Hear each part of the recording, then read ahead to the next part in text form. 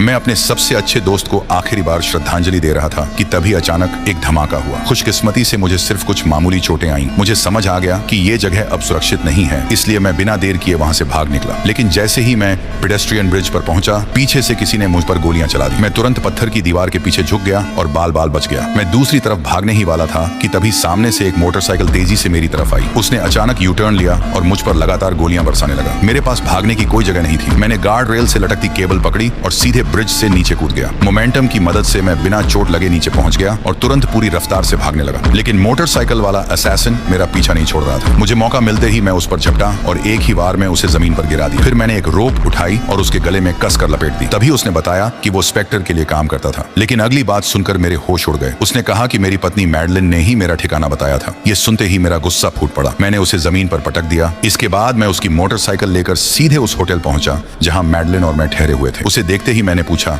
तुमने मुझे धोखा क्यों दिया? लेकिन मैडलिन को समझ ही नहीं आया कि मैं किस बारे में बात कर रहा हूँ। उसे कोई जवाब नहीं मिला, इसलिए मैंने पहले उसे वहां से निकालना ही बेहतर समझा। लेकिन तभी स्पेक्टर के लोग फिर हमारे पीछे पहुंच गए। मैंने कार को तेजी से मोड़ा और माइक्रो बॉम्ब्स की पूरी स्वॉर्म छोड़ दी। मुझे लगा कि आखिरकार हम उनसे बच गए। लेकिन जैसे ही मैडलिन मुझे सच बताने वाली थी, एक एसयूवी अचानक सामने आई और हमारी कार से जोरदार टकरा गई। कार वहीं रुक गई। अगले ही पल स्पेक्टर के कई लोग हमें घेर चुके थे और अंधाधुंध गोलियां चलाने लगे। खुशकिस्मती से कार आर्मर्ड थी।